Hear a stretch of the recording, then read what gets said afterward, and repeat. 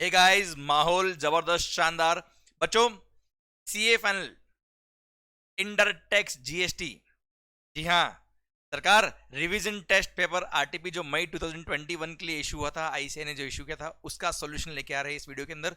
बच्चों, उससे पहले I hope you all are good and safe and yes, जिनके भी जुलाई में एग्जाम्स है, जुलाई 2021, अच्छे से पढ़ाई कर रहे हो, मन लगा के पढ़ाई कर रहे हो और वापस से अपना अपना आपने अपना मोमेंटम बना दिया है। क्लियर? जिनके भी नवंबर 2021 एग्जाम से या उसके बाद एग्जाम से, जी हाँ, वक्त अब बहुत ज्यादा आपके पास नहीं है, सफिशिएंट टाइम है, नॉट मोर देन सफिशिएंट। तो लग जाइए आप भी फुल ऑन एनर्जी के साथ पढ़ाई पर। ओके सरकार, एक लास्ट बात और कह दूंगा, उसके आरटीपी बात शुरू करूंगा। बच्चों ध्यान रखिएगा, जो भी माहौल चल रहा है अभी थोड़ा तो कंट्रोल में आया है, पर हाँ, पढ़ाई पे फोकस करें। किसी भी सोशल मीडिया की फालतू बातों में आप इन्वॉल्व ना हो, केवल और केवल अपना लक्ष्य आपको पता होना चाहिए और उसकी तरफ बढ़ते जाइए। क्लियर? Stay positive. और हाँ, पॉजिटिव मतलब कोरोना पॉजिटिव नहीं भाई। Clear? Mentally you should be strong और आप आगे बढ़ने की उम्मीद के साथ में पढ़ते रहिए। ओके, शुरू करते हैं हम revision test paper RTP of CA final indirect tax May 2021। Okay बच्चों, यह आ गया आपके सामने। ओके, जो नया क्वेश्चनर हमने रिलीज किया है अभी, उसमें ये आरटीपी भी इनकॉर्पोरेट कर दी हमने, पर इसमें जो भी अमेंडमेंट थे वो भी इनकॉर्पोरेट कर दिए हमने। Okay, which are applicable for November 2021। Okay बच्चों, एक बात और बता देता हूं मैं आपको, ये जो लेक्चर रिकॉर्ड कर रहा हूं for RTP, this is relevant for July exams as well as for November 2021 exams. Clear? उसका कारण ये है कि नवंबर 21 के लिए इस आरटीपी के अंदर केवल एक ही क्वेश्चन में अमेंडमेंट हुआ है, वो मैं आपको बता दूंगा अमेंडमेंट क्या है। सो ये लेक्चर जुलाई वाले एग्जाम्स, नवंबर वाले एग्जाम्स या उसके बाद वाले एग्जाम्स वाले स्टूडेंट्स भी देख सकते हो आराम से, कोई दिक्कत नहीं। क्लियर? और ये आरटीपी मैंने अपने नए क्वेश्चनर के एंड में इंसर्ट भी कर रखा है इस चैप्टर नंबर 38। ओके चलिए सर, माहौल करते हैं हम। आइए, सबसे पहला question, Disha enterprises private limited, case study base MCQ, ध्यान दीजिएगा। Disha enterprise private limited, it's a company, is a financial service company having its office in Kolkata. ध्यान रखिएगा, मैं वापस से एक बार बोल रहा हूँ शुरू करने से पहले, केस स्टडी बेस एमसीक्यूज बड़े अच्छे क्वेश्चन होते हैं, आपका प्रैक्टिस अच्छा होना चाहिए इन सब क्वेश्चंस का। प्लस पता है, time management is one of the most important factors during those 3 hours of the exams. इसलिए बहुत ज्यादा टाइम आपका वेस्ट ना हो जाए, इसलिए रिलेवेंट पॉइंट को ध्यान रखिए और फटाफट पढ़िए केस स्टडी को। Okay, Disha enterprises private limited is a financial service company having its offices in Kolkata, west Bengal and Mumbai, Maharashtra. Okay. The company is registered under GST in both the states. The company operates through two segments, banking and insurance services and advisory and consulting services. Okay. The aggregate turnover of the company during the previous year was rupees 80 lakhs in the West Bengal and rupees 60 lakh in the Maharashtra. Okay. So total is 1 crore 40 lakhs. इसका मतलब previous year में इसका turnover since 1 crore 40 lakh है। Service supplier है, composition scheme की बात आती नहीं है करंट ईयर में, क्योंकि सर्विस सेक्टर के लिए 50 लाख का टर्नओवर होता है अगर प्रीवियस फाइनेंशियल में। तो ही बात करते हैं किसकी, कंपोजिशन स्कीम की। तो ये हिंट दे दिया इसने, कंपोजिशन स्कीम ले नहीं सकता। आइए, the bouquet of services provided under each of the two segments are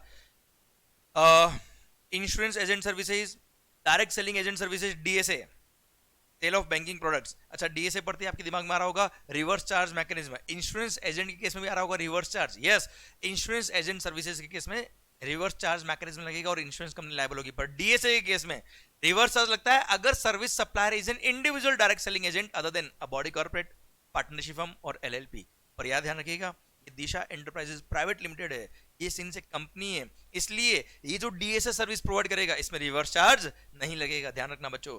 clear? देखो बच्चों, आरसीएम के केस में जो छोटे छोटे पॉइंट होते हैं कि यहाँ पर supplier should B a body corporate, supplier should not be a body corporate, ऐसा वैसा जो भी लिखा ना सर, ये कंडीशंस को आपको ध्यान में रखना बहुत जरूरी है। ध्यान रखना, रिवीजन लेक्चर्स आपको बहुत बहुत हेल्प करेगा इन सब कंडीशंस को ध्यान रखने में और आपको कंडीशंस याद कराने में। Okay sir, advisory and consulting services में प्रोवाइड करता है क्या ये company, LLP, society formation, detailed project report preparation, business promotion, product marketing, exhibition etcetera. Okay ठीक है, कोई खास बात नहीं है बच्चों। मैं भी कोशिश कर रहा हूं कि केस स्टडी बेस एमसीक्यू में जहां पे रिलेवेंट पॉइंट आता है वहीं पे हम बहुत ज्यादा फोकस करें, क्योंकि again case study base MCQ में अगर बहुत टाइम आपने लगा दिया तो आप प्रेशर में आ जाओगे आगे के क्वेश्चन सोल्व करते वक्त। ओके, तो आपको टाइम मैनेजमेंट करना है, उस अकॉर्डिंग ही मैं आपको पढ़ा रहा हूं। Sir, the company has carried out following transactions during the month of September. सितंबर मंथ का ट्रांजैक्शन दे रखा है। Amount in rupees excluding GST, GST is excluded from the following amount. Okay, sale and purchase of foreign currency, refer note number 3 okay. चलिए एक बार note number 3 देख लेते हैं, sale in purchase of foreign currency के लिए क्या लिखा है। Note number 3, the following purchase and sale of foreign currency was made by the company during the month of September. Kolkata office had purchased $10,000 from Messrs Moneywise, a forex broker, at rupees 74 per dollar on 10th September. The RBI reference rate on that date was rupees 73 per US dollar. Okay, sir RRR था कितना? RBI reference rate था 73 और इसने purchase किया कितने में? 74 में, मतलब ₹1 is the commission earned by forex dealer. Okay, और $10,000 इसने परचेज किया, मतलब 10,000 इंटू ₹1, इसका कमीशन हो गया फर्स्ट वाले ट्रांजेक्शन में। Second, Mumbai office had sold $5,000 to Messrs Money Matters, a forex dealer, again on 15th of September at rupees 73.20 per dollar. RBI reference rate for USD on that day is not available. और आपको पता है जब भी RBI reference rate available नहीं होता है तो क्या करते हैं हम? सर क्या करते हैं बच्चों? जितना करेंसी कन्वर्ट किया है इन INR multiply by 1% is the value of supply. $5,000, ये सब सोल्व करते जाओ पढ़ते पढ़ते ही, इंटू 73.20 आया ना बच्चों? क्लियर? इंटू 1%, 5,000 इंटू 73.20 जो उसने एक्चुअल रेट ऑफ एक्सचेंज हमसे चार्ज किया था, मल्टीप्लाई बाय 1% करेंगे तो 3660 आएगा, यहाँ पे 10,000 आएगा, तो वैल्यू ऑफ सप्लाई। क्लियर? देखते हैं मल्टीपल चॉइस क्वेश्चन नंबर 1 देखो आप बेटा, यही दे रखा है, इसी के बारे में पूछा है। ओके देखो एक बार ये लाइन पढ़ लो। All the amounts given above are exclusive of GST wherever applicable unless otherwise specified. Okay, there is no other outward or inward supply transaction apart from the aforesaid transaction in the relevant period. Okay, कोई और transaction नहीं है साहब। Clear? First question जो MCQ का है, determine the value of taxable supply. Okay, एक काम करते हैं, आंसर को हाइड कर देते एक बार के लिए। ओके चलिए, Sir, determine the value of taxable supply in respect of sale and purchase of foreign currency by Kolkata office and Mumbai office of the company as per rule number 32 sub rule number 2 clause A of the CGST rules। और अभी हमने इसका value निकाल दिया था। Mumbai office के लिए था कितना? 10,000 कोलकाता ऑफिस के लिए, और मुंबई के लिए 3660। तो कोलकाता ऑफिस के लिए 10,000 एंड मुंबई ऑफिस के लिए 3660 is the value of supply. And sir this is B is the correct answer. माहौल क्लियर? तो मल्टीपल चॉइस क्वेश्चन नंबर 1। अब तो देखो बेटा 2 नंबर आपके आ गए अभी। चलिए बाकी क्वेश्चन एक बार नजर डाल देते हैं हम, क्वेश्चंस क्या पूछ रहे हैं, मैं आंसर हाइड कर देता हूं।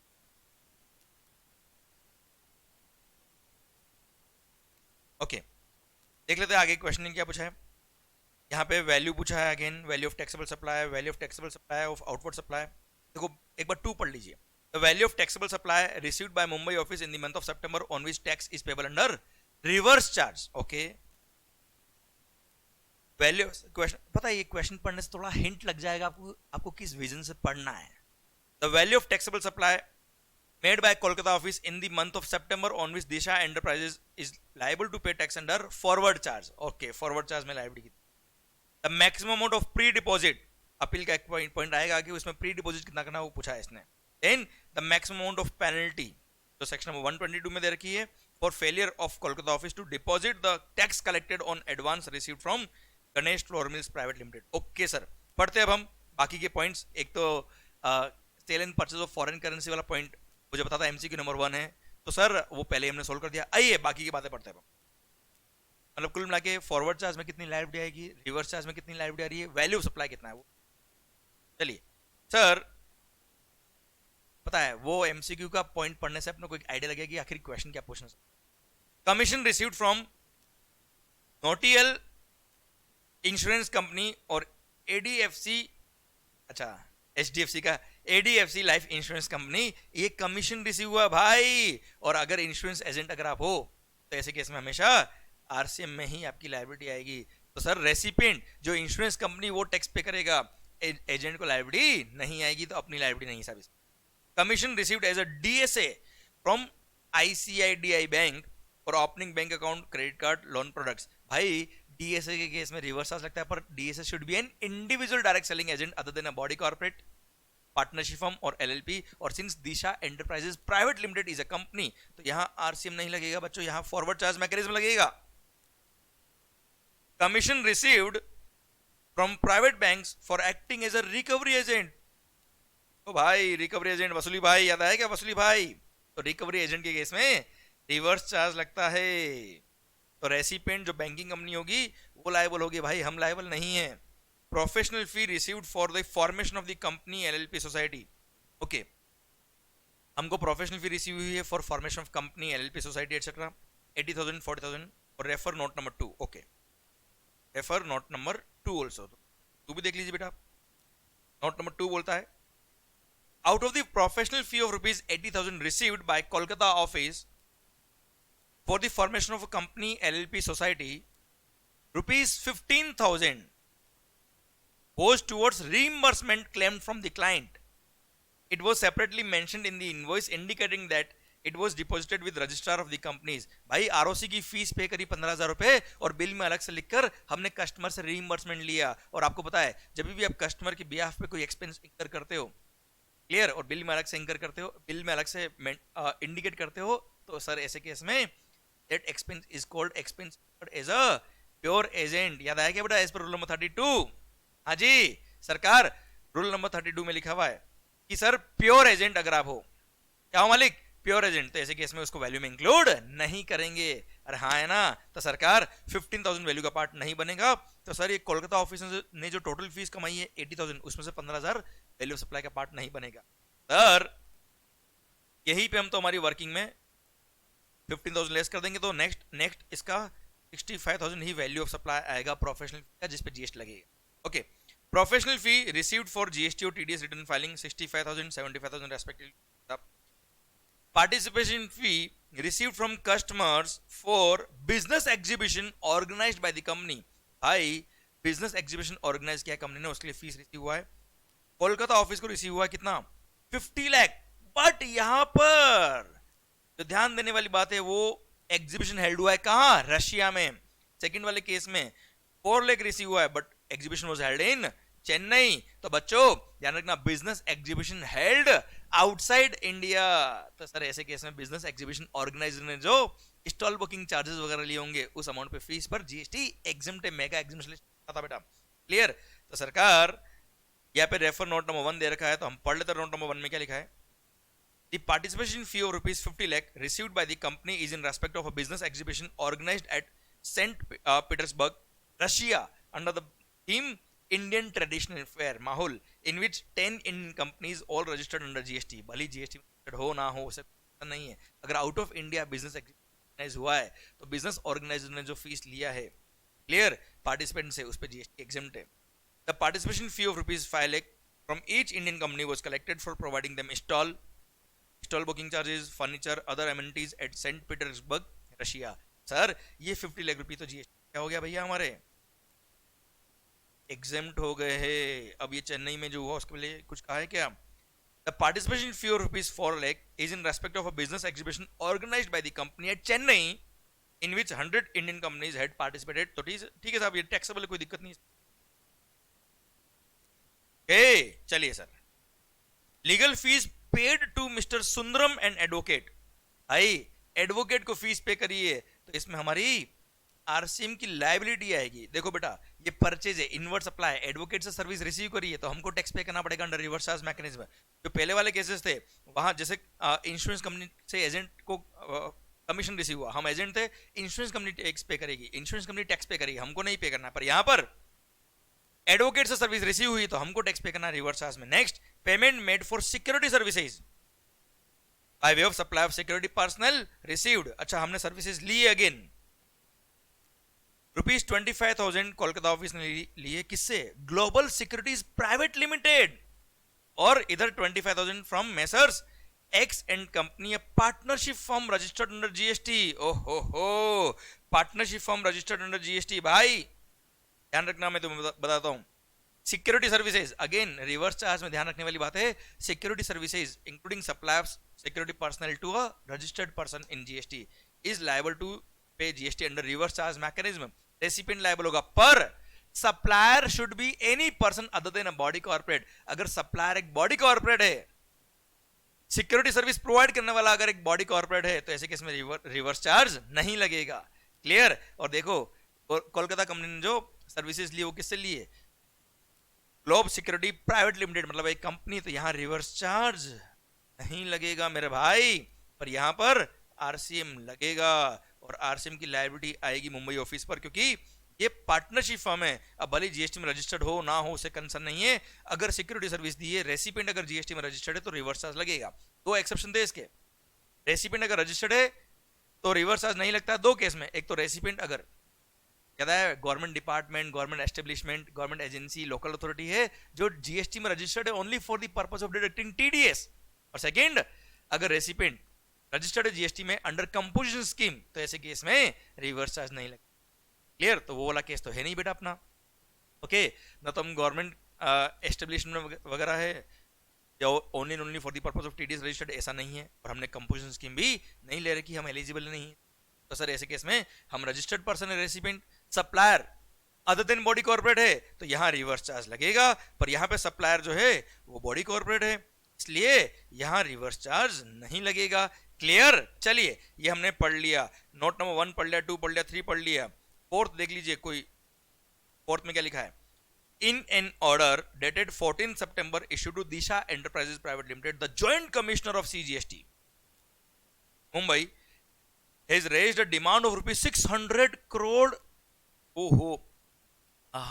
on Mumbai office in respect of interstate transaction, मतलब IGST की liability साहब 600 करोड़ रुपए की। The company is disputing the entire demand and wants to file an appeal before the appellate authority against the order of the Joint Commissioner. Appeal करना चाहता है बेटा। आपको पता है जॉइंट कमिश्नर के ऑर्डर के अगेंस्ट अपीलेट अथॉरिटी को जब अपील जाएगी तो प्री डिपॉजिट करना पड़ता है। क्लियर? उसके रिगार्डिंग क्वेश्चन था, तो प्री डिपॉजिट होता है कितना? 10% of the amount of tax in dispute और rupees 50 crores whichever is lower। ध्यान रखना आईजीएसटी बेटा ये, अगर सीजीएसटी होता तो 25 करोड़ होता बेटा, पर यहाँ पे क्वेश्चन ने दे दिया इंटरस्टेट ट्रांजेक्शन था ये, इसलिए ये 600 करोड़ जो वो आईजीएसटी की लायबिलिटी, तो 50 करोड़ और 10% whichever is low। क्लियर? देखेंगे आगे हम। Okay done. चलिए एक लास्ट पॉइंट और है, पढ़ लीजिए, फिर आगे के एमसीक्यू देख लेंगे। The Kolkata office of the company had received rupees 1 lakh on 22nd April, अभी हम बात करें सितंबर मंथ की, as an advance from Ganesh Flour Mills Private Limited, a client for preparation of DPR। DPR दे रखा है यहाँ पे, आगे देखिए बेटा sir, project report, detailed project report preparation. Okay sir अभी हम सितंबर मंथ की बात कर रहे हैं और यहां दिया है अप्रैल मंथ में कंपनी को एडवांस रिसीव हो गया था on 22nd April as an advance from Ganesh Flour Mills Private Limited, a client for preparation of detailed project report. However tax collected on the same from the client has not yet been deposited with the central government. भाई government को tax pay नहीं किया अब तक इसने, इस 1 लाख रुपए पे जो टैक्स बनता है उतना। ओके चलिए अब सर एमसीक्यूज देख लेते हैं। ये जो इन्फॉर्मेशन थी हमने पढ़ ली थी। All the amount given above are exclusive of GST wherever applicable unless otherwise specified, there is no other outward or inward supply transaction apart from the aforesaid transaction in the payment period। okay, MCQ number 1 हम solve कर चुके थे बेटा। MCQ number 2, the value of taxable supply received by Mumbai office, value of taxable supply received by Mumbai office in the month of September on which tax is payable under reverse charge। अब Mumbai office को reverse charge में कितना tax pay करना है उसका value निकालना है बेटा। Value of taxable supply received by Mumbai office. Okay, इस पर रिवर्स चार्ज लगेगा।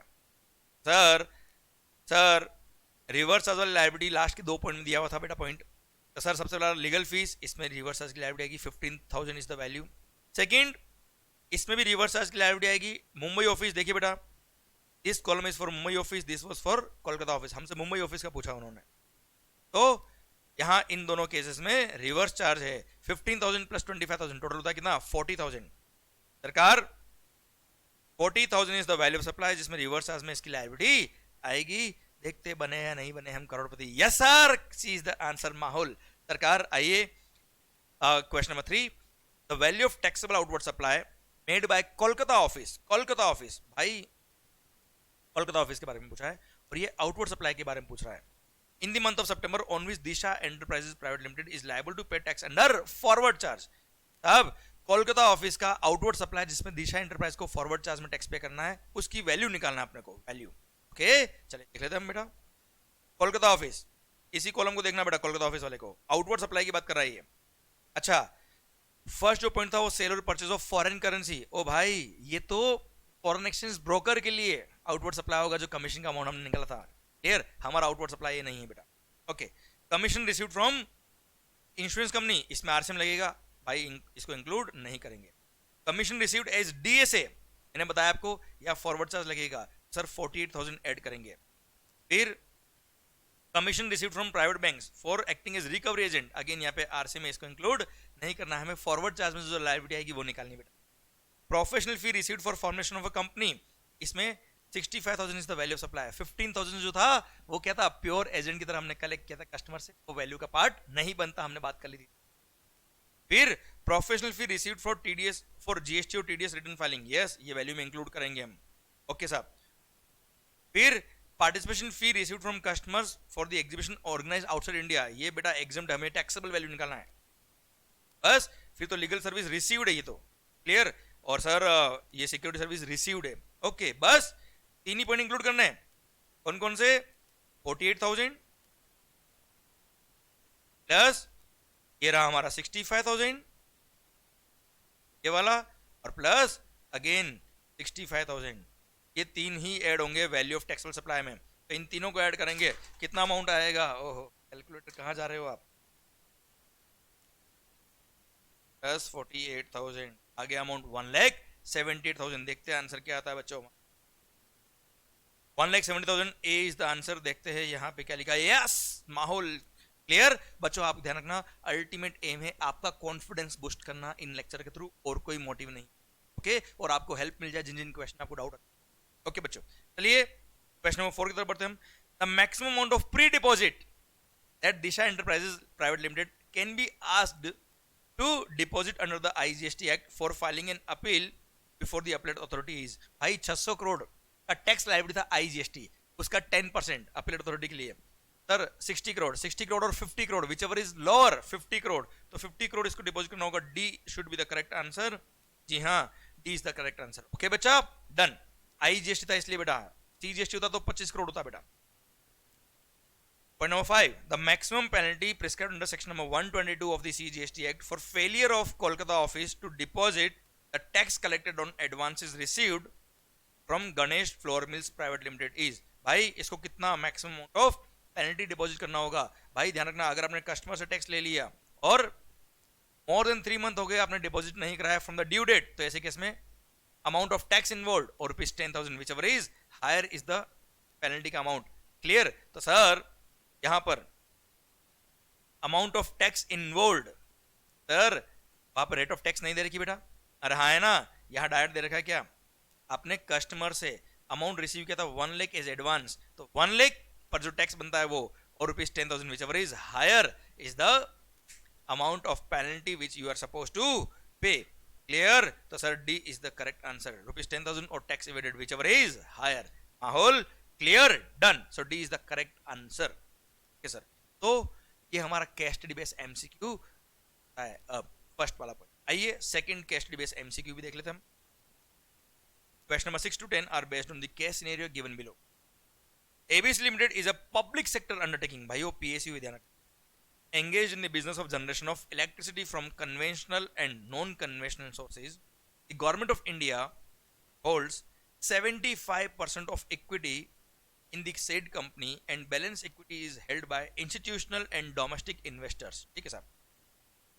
The company has taken separate registration under GST in each state where it has. The company has its HO head office in Delhi and its power plants are located in the state of Bihar, Odisha and Chhattisgarh. ठीक है साहब। The following transactions were carried out by the company during the month of February. ये फरवरी month की बात कर रहा है बेटा।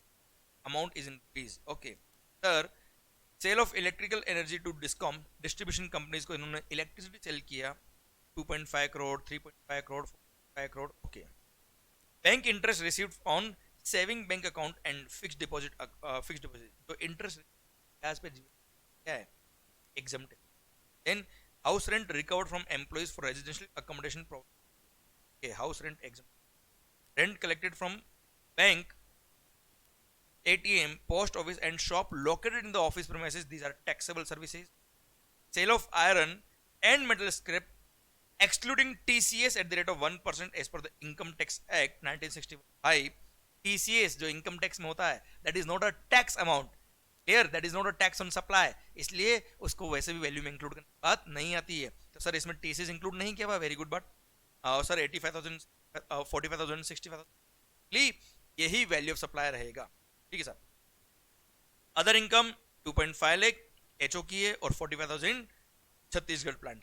ठीक है. Note, other income of Delhi HO amounting to rupees 2.5 lakh is in respect of bond money recovered from an ex-employee who had resigned from the service of ABC Limited prior to completion of the period specified in the bond, which is 2 years. ओहो, इन्होंने क्या किया? ये जो 2,50,000 है ना बेटा other income, वो क्या है? एक एम्प्लॉय से 2.5 लाख रुपए रिकवरी की है. किसकी वजह से?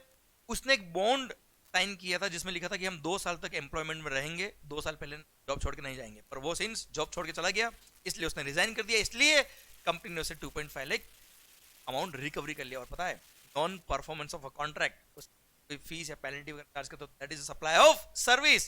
शेड्यूल 2 में कवर है बेटा ये, para 5. Clear? Same way point B, other income of rupees 45,000 of Chhattisgarh plant is in respect of penalty recovered from a contractor for delay in supply of material. Again, sir, tolerating non-performance of contract. और sir उसकी वजह से अगर आपने कोई penalty या कोई भी फीस चार्ज किया तो वो भी सप्लाई ऑफ सर्विस होगा. शेड्यूल 2 मतलब कुल मिला के 45,000 और 2,50,000 उतार taxable under GST. In addition to the above information, following transactions were also carried out during the month of February. Following transaction भी हुए साहब. A supply order of stationery item was awarded by Delhi head office to Messrs Stationery Mart, New Delhi for rupees 3,36,000, rupees 3,36,000 including GST at the rate of 12% in. Okay, January month में उसने contract किया था साहब, order दिया था Delhi head office ने. The vendor supplied stationery item worth rupees 44,800 including GST at the rate of 12% and issued the tax invoice in the month of February. हम फरवरी महीने की बात कर रहे हैं बेटा. Delhi head office made the payment of the said bill in the month of February itself and the remaining amount was paid in the month of April on supply of the balance item. Okay, balance item जब supply करेगा तब balance item का इन्होंने payment भी कर दिया. फरवरी महीने में इन्होंने जो आइटम सप्लाई किए 44,800 के आइटम सप्लाई किए इंक्लूसिव जीएसटी, उसका पेमेंट इन्होंने फरवरी मंथ में ही कर दिया. अच्छा, आपने नोट किया होता है ये पब्लिक सेक्टर अंडरटेकिंग है. कौन है बेटा? ये पब्लिक सेक्टर अंडरटेकिंग, जहां पर सर टीडीएस एप्लीकेबल होगा अगर किसी को इन्होंने कॉन्ट्रैक्ट दिया है of value exceeding rupees 2.5 lakh without GST, है ना. और ध्यान दो बेटा यहाँ पे 3,36,000 is inclusive of GST at the rate of 12%. और सर आप जब कैलकुलेट करेंगे 12% को रिवर्स कैलकुलेशन करेंगे तो 36,000 आएगा. मतलब इस केस में 3 lakh is the value of contract without GST. It means it is more than rupees 2.5 lakh. यहां पर टीडीएस की एप्लीकेबिलिटी आएगी क्योंकि recipient of supply is a public sector undertaking. और पब्लिक सेक्टर अंडरटेकिंग में टीडीएस लगता है बेटा, ध्यान रखना, है ना बच्चों. और हाँ, टीडीएस उसी अमाउंट पे लगेगा जो अमाउंट कंपनी पे करती है बेटा, है ना. तो पीएसयू ने 44,800 इंक्लूसिव जीएसटी 12% पे किया है फरवरी महीने में. तो सर उसमें से जीएसटी अमाउंट हटा देना, बाकी के अमाउंट पे टीडीएस लगेगा. ऐसा एक एमसीक्यू आगे आएगा इसलिए मैं आपको अभी से बता रहा हूं बेटा. चलिए देखेंगे जब एमसीक्यू आएगा तो बात करेंगे. जब टीडीएस लगेगा पूरे 3 लाख पर जब जब पेमेंट करता ना गवर्नमेंट डिपार्टमेंट तब तब टीडीएस करता है. इस महीने में 44,800 टीडीएस 44,800 का सप्लाई रिसीव हुआ है. तो जितना अमाउंट पे कर रहा है 40,000 विदाउट जीएसटी, तो 40,000 पे टीडीएस लगेगा. ओके, चलो बात करेंगे आगे. Odisha plant purchased office furniture for rupees 2,80,000 during February from an unregistered dealer. Rate of GST on said furniture item is 18%. भाई अनरजिस्टर्ड सप्लायर से अगर आपने कोई परचेज किया तो वो वैसे भी एग्जम्प्ट होता है और एग्जम्प्ट आइटम पे कोई. Board meeting for raising term loan for project expansion was held in February. The Delhi head office paid rupees 20,000 each as sitting fees to 4 independent directors who attended the meeting. और भाई independent directors वो जो आप fees पे कर रहे हो that is not in the capacity of employment और उस डायरेक्टर सिटिंग फीस पर जीएसटी लगेगा, वो भी रिवर्स चार्ज में कंपनी को. तो 20,000 इंटू 4 80,000 रुपी रिवर्स चार्ज में लाए. ओके, और बात करते हैं हम एमसीक्यू क्या आएंगे उसके अकॉर्डिंग आंसर देखेंगे हम. तो एक एक पॉइंट पढ़ते हुए प्रोविजन रिवाइज करेंगे इससे रिलेटेड क्या प्रोविजन था. Okay, For safety and security of its HO and power plants, the company has engaged private security as well as CISF. Okay, private security as well as CISF को appoint किया हुआ है. Following payments were made in February in respect of bills issued in the month of January.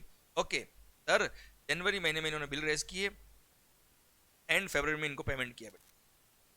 CISF को 10 lakh paid on 7 February, Orissa plant के लिए 8 lakh, Chhattisgarh plant के लिए 14 लाख, तब फरवरी में पे किए बेटा. Okay, ABS securities private limited, again security service supplier, ध्यान रखना बेटा, सिक्योरिटी सर्विस सप्लायर ने सर्विसेज दी है टू अ रजिस्टर्ड पर्सन, तो रिवर्स चार्ज लगता है बेटा. अभी हमने लास्ट क्वेश्चन में भी बात करी थी, हमने last case study base MCQ, और यहाँ पे भी सिक्योरिटी सर्विस आ गया है. ध्यान रखना, रेसिपिएंट अगर रजिस्टर्ड पर्सन है तो रिवर्स चार्ज लगेगा, पर supplier should not be a body corporate. Supplier of security service अगर बॉडी कॉर्पोरेट है तो रिवर्स चार्ज नहीं लगता है. यहाँ पर CISF जो है वो बॉडी कॉर्पोरेट नहीं है, कंपनी नहीं है बेटा कोई वो. Clear sir? Central industrial security force, CISF का full form central industrial security force, ये कोई कंपनी नहीं है बच्चों. पर यहां पर ABS securities services private limited is a body corporate, तो यहां पे कोई रिवर्स चार्ज नहीं लगेगा इस केस में. पर यहां पर इन सारे केसेस में तीनों प्लांट के केस में CISF लगेगा, और रेसिपिएंट जो कंपनी हमारी क्लियर PSU, उसको टैक्स पे करना पड़ेगा under reverse charge mechanism. Okay, fifth, the Bihar plant purchased a machinery in the month of February from Messrs Sahu Enterprises Patna, not registered under GST. ओ unregistered बेटा, बात ही खत्म. for rupees 86,000. Full payment was made in the month of February. Rate of GST on the said machine is 18%. तो मतलब नहीं, tax क्या है? Exempt, क्योंकि अनरजिस्टर्ड से परचेज किया, रजिस्टर्ड ने वहां टैक्स एग्जेम्प्ट है, कोई टैक्स पे नहीं करना है. हाँ, सेक्शन नंबर 9 सबसेक्शन 4 जो आपके दिमाग में आ रहा होगा वो एप्लीकेबल होता है, पर सेक्शन नंबर 9 सबसेक्शन 4 एप्लीकेबल है केवल बिल्डर के केस में भाई, प्रमोटर के केस में. क्लियर? तो बात ही खत्म हो गई. All the amounts mentioned above are excluding GST wherever applicable unless otherwise specified. Okay, based on the facts of the case scenario given above, choose the most appropriate answer to question number 6 to 10 below. Okay, सबसे पहले तो मैं answer hide कर देता हूं so that अपना mind distract नहीं.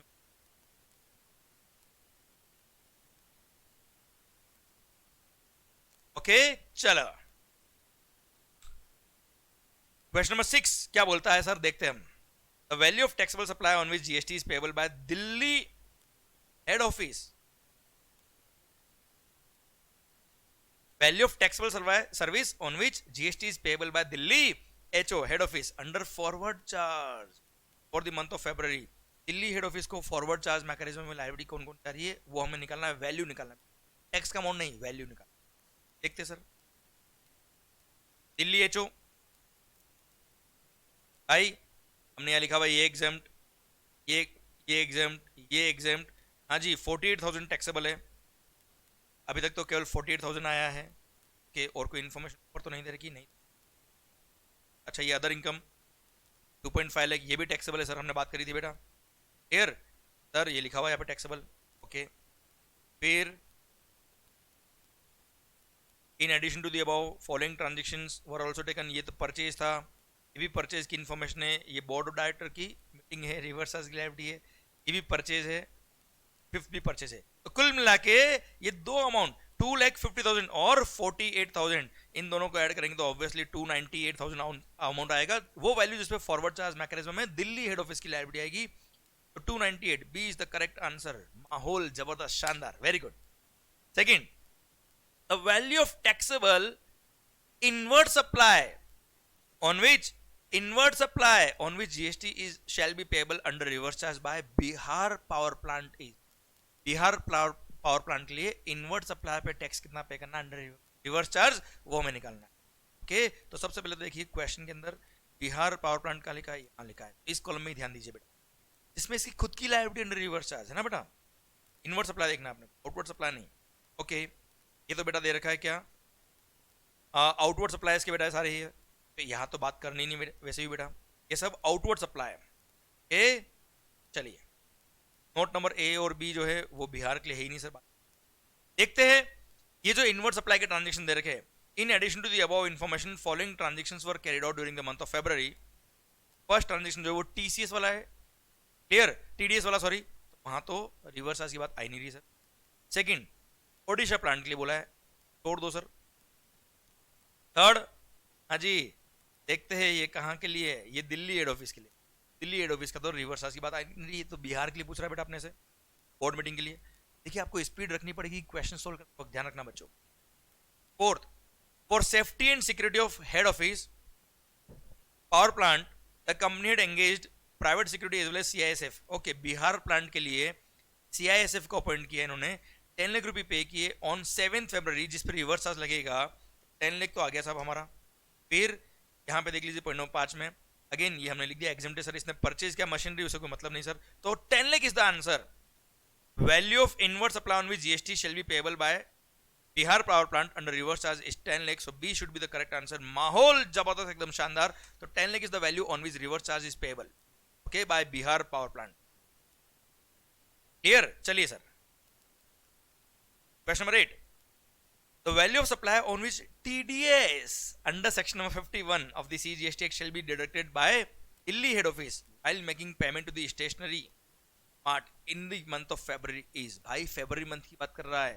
अब ध्यान दो बेटा, पहली बात तो TDS एप्लीकेबल है या नहीं है, मैं बात वैसे ही कर ली थी। नोट नंबर 1 देखिए ये रहा sir, contract value inclusive GST was 3,36,000, जिसमें 12% जीएसटी था, तो value without GST was rupees 3 lakh, और 3 लाख अगर वैल्यू मतलब contract value is exceeding rupees 2.5 lakh, and if the contract value is exceeding rupees 2.5 lakh, it means sir यहाँ पे TDS applicability आ जाएगी, क्योंकि ये रेसिपेंट पब्लिक सेक्टर, ये पीएसयू जो नोटिफाइड पर्सन है अंडर सेक्शन नंबर 51।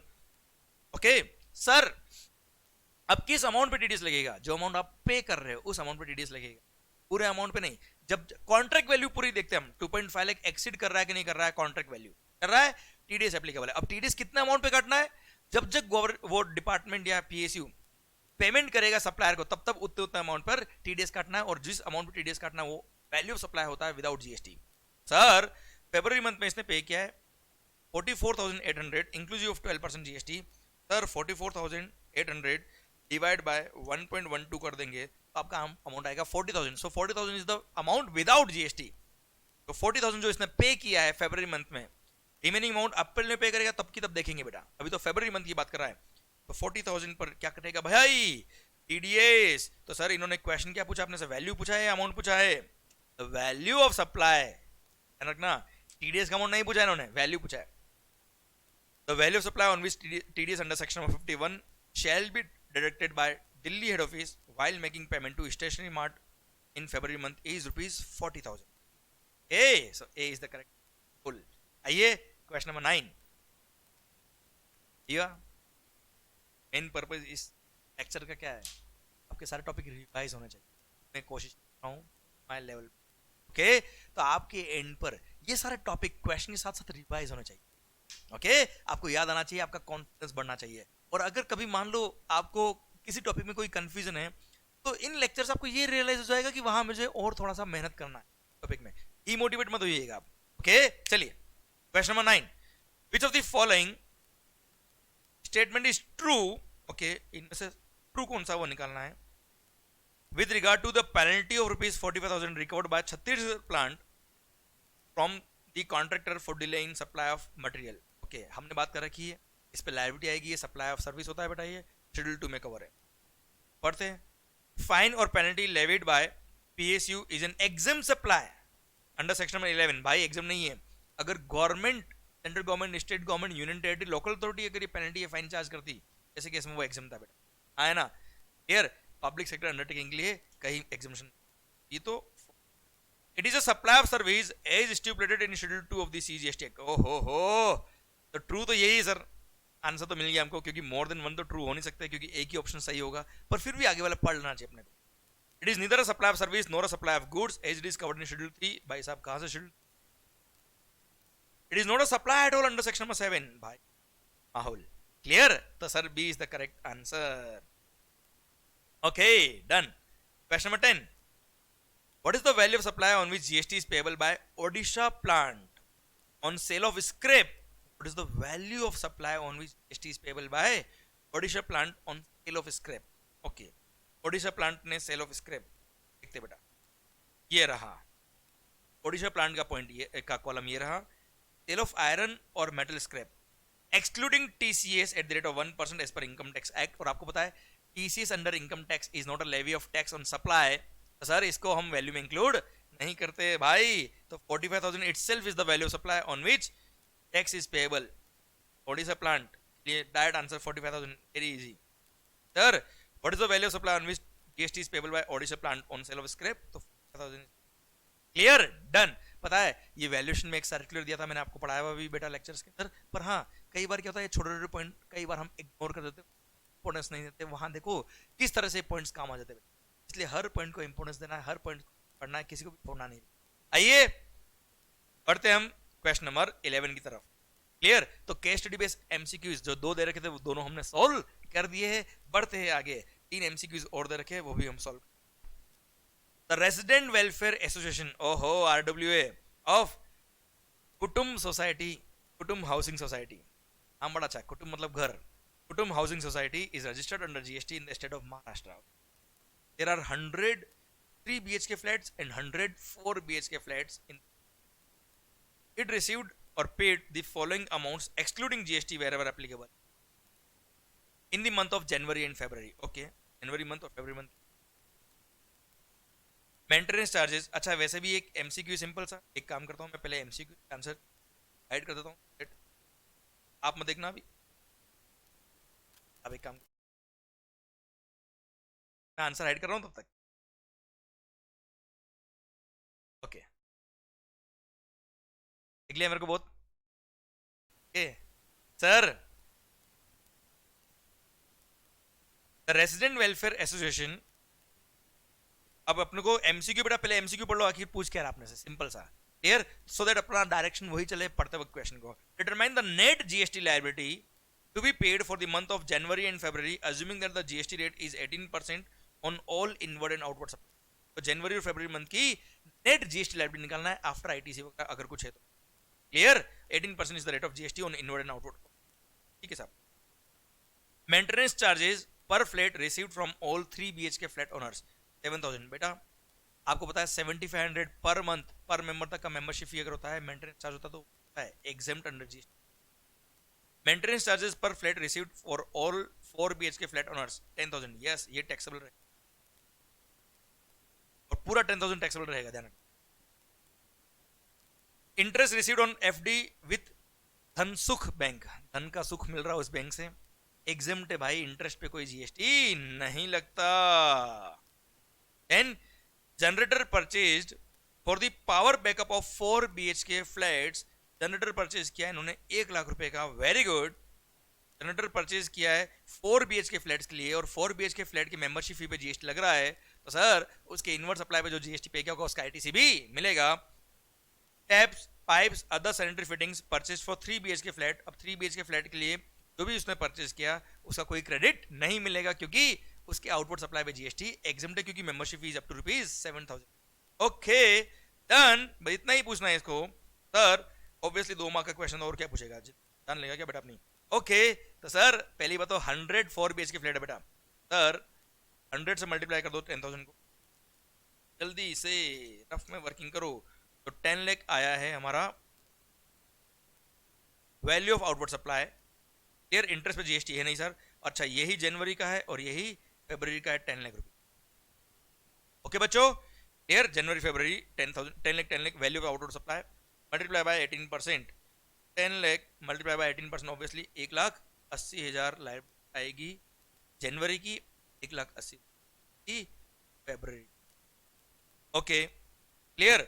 अब सर जनवरी मंथ में तो कोई आईटीसी है नहीं बेटा, फरवरी मंथ का केवल एक आईटीसी है इस जनरेटर परचेज पर, तो 1 लाख का आपने जनरेटर परचेज किया उस पर ऑब्वियसली 18% आएगा, कितना 18,000 का आईटीसी है वो लेस कर देना, तो रिमेनिंग बचेगा कितना 1,62,000 के पीछे हाइड। ओके 1,62,000 और 1,80,000 ये लायबिलिटी आएगी net payable for the month of January and February. जनवरी का लायबिलिटी कितना बच्चों 180, फरवरी का 162। देखते कहां लिखा है आंसर सही, हमको आंसर में दे रखा है ओके बी में लिखा है, देखिए सर क्या, जनवरी में 180 फरवरी में 162, बस तो सर हमारा B is the correct answer. माहौल जश्न एकदम जबरदस्त शानदार पार्टी। Okay clear? ठीक सर, आगे आइए बढ़ते हैं हम क्वेश्चन नंबर 12 की तरफ। एग्जाम इतने करीब ही सर, मेरे को भी कुछ एक्स्ट्रा बातें करने में डर लग रहा है क्योंकि टाइम। आइए क्वेश्चन नंबर 12, सुहासिनी ओबरॉय। हम बड़ा अच्छा है एन ओबरॉय, नाम सुनते ही ऐसा लगता है अमीर आदमी होगा, और सुहासिनी बेटा sir gentle lady. Suhasini Oberoi, an Indian resident who was on a visit to USA, okay, returned after 6 months for contesting in assembly election of her state. Oh हो सर, 6 महीने यूएस रही, अब इंडिया में आके एमएलए के इलेक्शन लड़ना है भाई। इंडिया में रहो भैया, लोग परेशानी तो फिर ठीक है, अपन पॉलिटिक्स इधर इधर इधर। She was carrying with her the following items. Okay भाई, कस्टम कितना लगेगा? लगेगा बैगेज वाला क्वेश्चन बेटा। ये पर्सनल इफेक्ट पे टैक्स नहीं लगता। लैपटॉप कंप्यूटर एक एग्जाम होता है for 18 years and above, obviously election लड़ने आ रही तो 18 ईयर्स अबव होगी sir. Jewellery 25 gram purchase in USA. Okay, और पता है ज्वेलरी के लिए एडिशनल एग्जामेशन दिया है, पर वो एप्लीकेबल होगा अगर एटलीस्ट 1 ईयर अबव, 1 ईयर अगर आप बाहर रहे हो बिफोर कमिंग टू इंडिया, तो ही ज्वेलरी का जो एडिशनल बेनिफिट दे रखा है रूल नंबर 6 में वो मिलता है। पर यहाँ पर केवल 6 मंथ बाहर रहे तो ये बेनिफिट उसको नहीं मिलने वाला, नॉर्मल एग्जामेशन काउंट होगा सब। म्यूजिक सिस्टम, ओके, ये दोनों टैक्सेबल रहेंगे सर। बस compute the custom duty payable by Suhasini Oberoi with reference to baggage rules. Okay, तो सर 67,000 प्लस 67,000 प्लस 58,000, ये दोनों टैक्सेबल आइटम होंगे साहब। आता है 1,25,000। ये 1,25,000 इज द वैल्यू जो टैक्सेबल आइटम की। अब इसमें बेसिक एग्जामेशन जो मिलता है वो मिलेगा 50,000 का, जो बेसिक एग्जामेशन दिया है रूल नंबर 3 में। एस कर दिया क्योंकि यूएसए से रिटर्न होनी साहब, इंडियन रेजिडेंट, यार इंडियन रेजिडेंट यूएसए से रिटर्न हो रहा है सर। 75,000 आ गया साहब। अब 75,000 बैगेज पे रेट है कितना? 35% था बेसिक कस्टडी, और उस पे सोशल वेलफेयर सरचार्ज 10%, 38.5% मल्टीप्लाई कर दीजिए। 75,000 multiply by 38.5%, 28,875, 28,875 A is the correct answer. आप बन गए करोड़पति। माहौल जबरदस्त शानदार। आइए बेटा क्वेश्चन नंबर 13 की तरफ बढ़ते हैं हम। Messrs Sohan enterprises limited, okay, had imported goods after paying the custom duty of rupees 25 lakh at the time of import. These goods were used and later on re-exported after 19 months of import.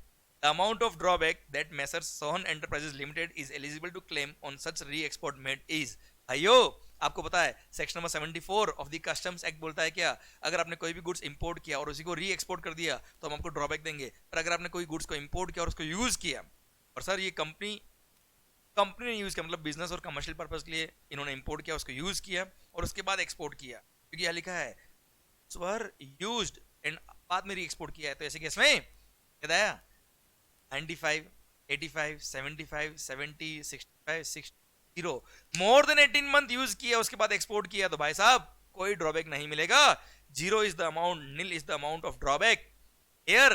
तो sir nil is the correct answer. फिर after 18 month अगर आप export करते हो use करके commercial या business पर तो कोई ड्रॉबैक नहीं मिलता है। Clear? Done.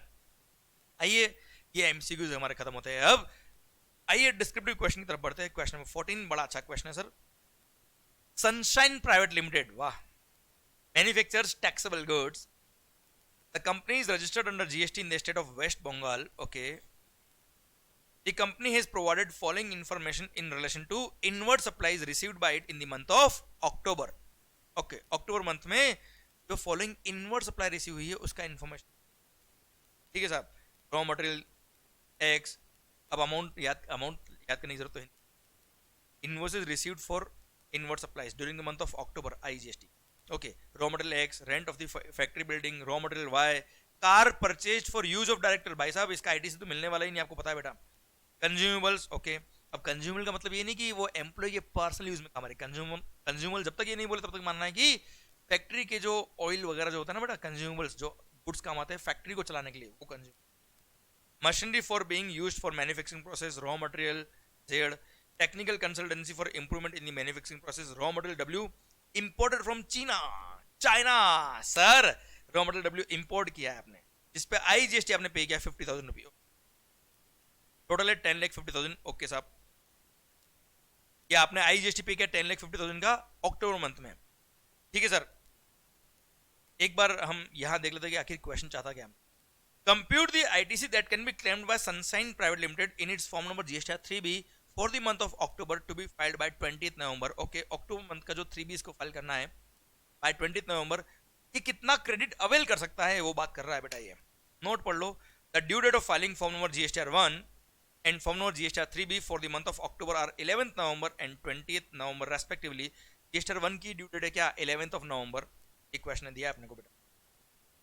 Subject to the information given above, all the other conditions for availing ITC have been complied with। ठीक है साहब, क्लियर। ये क्वेश्चन वो है बेटा, है क्या, प्रोविजनल क्रेडिट मैक्सिमम कितना ले सकते हो आप, इसके बारे में क्वेश्चन है। अभी बात करते हैं, ये बॉक्स बड़ा इंपॉर्टेंट। ओके, पढ़ो इस बॉक्स को। The balance in form number GSTR 2A on 28th of October, देख अक्टूबर महीने की बात कर रहा है और अक्टूबर मंथ खत्म होने से पहले इसके 2A में invoices at serial number 1, 2 and 3 uploaded by the respective supplier in their form number GSTR 1 4,80,000। तो 4,80,000 का तो क्रेडिट इसके 2A में आ ही गया 28 अक्टूबर को। देखो invoice number 1, 2 and 3, invoice number 1, 2 and 3 2 lakh 150 और 130 पता है 480, तो 480 का क्रेडिट तो इसके 2A में आ रहा है 28 अक्टूबर को ही बेटा, अक्टूबर मंथ खत्म होने। The balance in form number GSTR 2A on 11th November, which is the due date of filing the GSTR 2A GSTR 1 एयर, और उस दिन तक जितना क्रेडिट आया होता है वही आप मैक्सिमम ले पाएंगे, प्लस प्रोविजनल क्रेडिट जो अलाउ होता है रूल नंबर 36 और रूल नंबर 4 के अकॉर्डिंग उतना। पर देखो एक बार पढ़ो इस पर, the balance in form number GSTR 2A, और ये बहुत अच्छा क्वेश्चन है बेटा, ध्यान रखना। और यही वो क्वेश्चन है जिसमें अमेंडमेंट भी हुआ है, पर दोनों बात करता हूं मैं आपसे, 2 मिनट रुकिए भैया, आप जल्दी नहीं करिए। Balance in form number GSTR 2A on 11th November at serial number invoices at serial number 1, 2, 3 and 4 furnished by the respective supplier in their form number GSTR 1। Okay sir, 6 lakh, तो इनवॉइस नंबर 4 भी upload हो गया। देखो 1, 2, 3 तो already 28 अक्टूबर तक upload हो चुके थे, एंड रिमेनिंग केवल रिमेनिंग इनवॉइसेस में से only one invoice number 4 was uploaded और furnished by the supplier in their GSTR 1 till 11th November, और वो था कौन सा, 4th नंबर इनवॉइस देख लीजिए बेटा। Car purchase for use of director 1,20,000 was the IGST paid on the car. भाई no ITC is available in respect of GST paid on car used for director of the company because it is covered in section number 17 subsection 5 clause A। no ITC will be available, block credit। okay sir, so total ITC which was reflected in GSTR 2A was 6 lakh, but out of 6 lakh 120 was ineligible ITC, it was not eligible because it is of car। now point number 3 कहता है क्या, the balance in form number GSTR 2A on 20th November invoices at serial number 1, 2, 3, 4 and 5 uploaded by the respective supplier in their form number GSTR 1 से कोई relevance नहीं है, क्योंकि due date of filing GSTR 1 जो 11th नवंबर इसमें दे रखा है, उस दिन तक जितने सप्लायर्स ने अपना GSTR 1 सबमिट कर दिया होगा, उनके जो इनवॉइस हमारे 2A में रिफ्लेक्ट कर रहे होंगे, वही हमारे लिए रिलेवेंट है फॉर द मंथ ऑफ अक्टूबर। हाँ है ना, उतना ही मैक्सिमम आप क्रेडिट ले पाएंगे। अब उसमें अमाउंट था टोटल कितना 6 लाख, पर 6 लाख में से 1,20,000 था वो क्रेडिट जो ब्लॉक क्रेडिट था बेटा, तो उसका क्रेडिट तो मिलेगा नहीं। तो सर 4,80,000 का ही अमाउंट आपके पास बचा विच इज एलिजिबल क्रेडिट, और हाँ इतना तो आपको मिलेगा ही मिलेगा, प्लस प्रोविजनल बेस पे आप क्रेडिट ले सकते हो। कितना सर, जिनके जुलाई में एग्जाम से जुलाई 2021, वो ध्यान रखिएगा 10% of the eligible credit you can avail. आया ना बच्चों, देखो रिमेनिंग क्रेडिट कितना है बेटा, रिमेनिंग अमाउंट जो है वो ये सब है, ये आप ले सकते हो। क्लियर। अब सर रिमेनिंग 80,000, 1,50,000, 1,10,000, 60,000, आपको प्रोविजनल क्रेडिट कितना 10% ऑफ 10,80,000 कितना है 48,000, तो 48,000 आप ले सकते हो, कोई दिक्कत। Out of this much amount of credit 48,000 can be availed as provisional credit. पर जिनके एग्जाम्स नवंबर 21 या ऑनवर्ड्स है, वो ध्यान रखिएगा एलिजिबल क्रेडिट जो 4,80,000 है, ये 4,80,000 सर, इसका 5% आप क्रेडिट ले पाएंगे। 5% is provisional credit, November 21 and onwards 5% is the provisional credit। July exams जिनके भी होंगे जुलाई 21, उनके लिए 10% is the provisional credit। Okay clear माहौल? तो सरकार ध्यान रखिएगा, इतना आप क्रेडिट ले पाएंगे। प्लस प्लस ये लास्ट वाला ध्यान रखिएगा, import of raw material W from China 50,000 was the IGST paid. ध्यान रखना यहां पर रूल नंबर 36 सब रूल नंबर 4 अप्लाई नहीं होता है। ध्यान रखना रूल नंबर 36 सब रूल नंबर 4 का जो रेस्ट्रिक्शन है कि प्रोविजनल बेस पे आप क्रेडिट ले पाएंगे, वो उन्हीं इनवॉइसेस, उन्हीं सर डेबिट नोट्स पे अप्लाई होता है जो which are required to be furnished by the supplier through form number GSTR 1। And आपने जो इंपोर्ट किया है गुड्स फ्रॉम चाइना, तो सर आप बिल ऑफ एंट्री के बेस पर सर क्रेडिट ले लेंगे। इसलिए 50,000 तो आपको पूरा क्रेडिट मिलने वाला है, क्योंकि ये ऑब्वियसली 2A में रिफ्लेक्ट अभी नहीं होगा सप्लायर आपका, ये तो आपने इंपोर्ट किया है, अभी कस्टम्स ऑटोमेटेड सिस्टम के थ्रू ये रिफ्लेक्ट करेगा। पर यस कोई बात नहीं, ये रिफ्लेक्ट नहीं भी कर रहा है तो भी यहाँ पे प्रोविजनल क्रेडिट वाला जो बाउंडेशन है 10% वाला वो अप्लाई नहीं होता, ये पूरा क्रेडिट आप ले सकते हैं। क्लियर? तो सर ध्यान रखिएगा कितना क्रेडिट आपको मिलेगा। तो फर्स्ट जो 6 लाख के बिल आपके 11 नवंबर तक जीएसटीआर 2A में 11 नवंबर तक जो 6 लाख तक के इनवॉइस रिफ्लेक्ट कर रहे थे, उसमें से एलिजिबल क्रेडिट केवल 4,80,000, क्योंकि 1,20,000 क्रेडिट किसका? उस कार का which is not eligible for credit. तो आउट ऑफ दो 6 लाख के invoices 480 will be eligible credit. Second बात, प्रोविजनल बेस पे क्रेडिट कितना ले पाएंगे आप? क्योंकि इनवॉइसेस नंबर 5, इनवॉइसेस नंबर 5 से लेकर 8 तक अपलोड नहीं हुए थे बेटा जीएसटीआर 1 में, तो सर इनका अमाउंट जो होता है 5 से लेकर 8 तक वो होता है 4 लाख का क्रेडिट। पर ये तो इन्होंने अपलोड ही नहीं किए till due date of GSTR 1, इसलिए जो एलिजिबल क्रेडिट है 4,80,000, एलिजिबल क्रेडिट है 480, उसका 10% कितना होता है 48,000 अगर आपके जुलाई में एग्जाम से, और अगर आपके नवंबर या ऑनवर्ड एग्जाम से 24,000। मैंने ये जो बुक में चैप्टर दिया है, बुक में जो ये मैंने आरटीपी इंसर्ट किया है, ये अमेंड करके इंसर्ट किया है, इसलिए यहाँ पे 5% मैंने दे रखा है। जिनके जुलाई में एग्जाम से ध्यान रखिएगा 10% 48,000 होगा, जिनके नवंबर 21 या ऑनवर्ड्स एग्जाम है उनके 5% of the eligible credit. Clear? तो कुल मिला के 48,000 मल्टीप्लाई बाय 10% अगर जुलाई में एग्जाम से, और 5% अगर नवंबर 21 या ऑनवर्ड्स एग्जाम से। सर ये 24,000 इसलिए 5% के हिसाब से आया, अगर जुलाई में एग्जाम से तो 10% आएगा 48,000।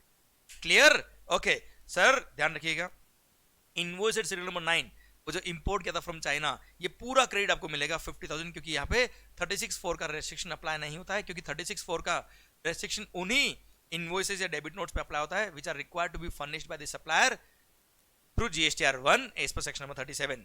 क्लियर? सर्कुलर भी था बेटा, इसका ध्यान रखना, आया ना, मैंने पूरा समझाया भी था आपको।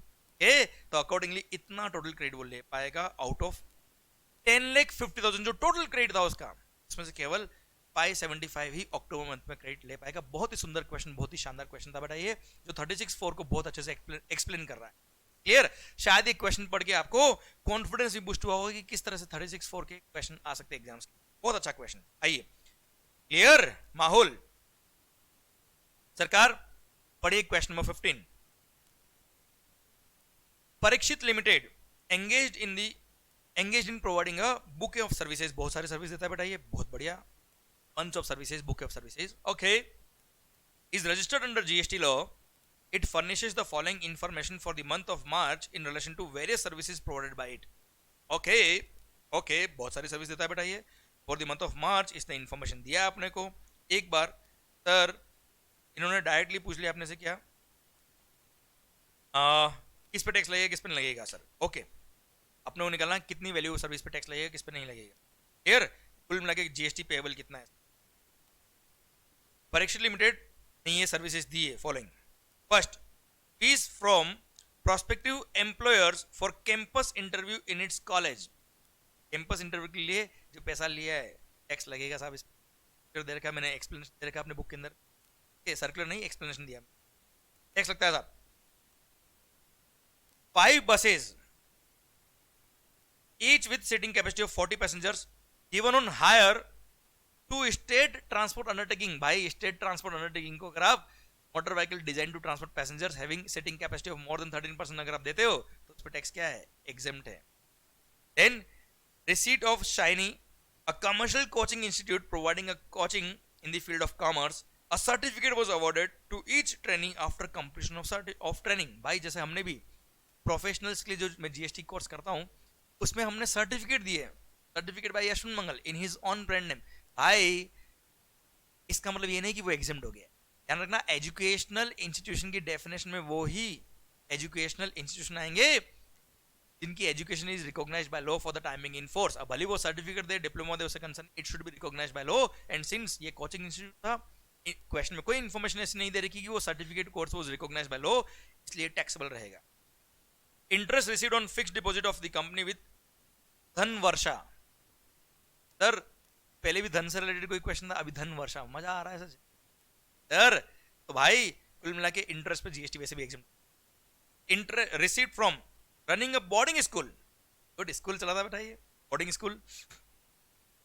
39 लाख का रिसीव हुआ इसको, including receipts for providing residential dwelling services of rupees 18,20,000. भाई स्कूल अगर बच्चों को सर्विस दे रहा है, any service, by an educational institution to its students, faculty और स्टाफ एग्जाम्प्ट है भाई, इंक्लूडिंग भले रेजिडेंशियल कुछ भी हो sir. All services by school to students exempt. Receipt of Shikshit Samuday an industrial training institute affiliated to the National Council for Vocational Training. Courses run by said ITI are in designated trades. तो साहब ये exempt है भैया. Then receipt of Pratibha Institute, an institute providing registered under Director General of Employment and Training. Okay. Union Ministry of Labor and Employment running a modular employable skill course. नाम याद आ रहा है बेटा आपको? Approved by the National Council for Vocational Training. Again exempt है, याद आ रहा है नाम आपको सारे. क्लियर. प्रोफेशनल नाम भले एकदम याद नहीं आ रहा, पर क्लिक कराओगे हाँ ये एग्जाम्ट है.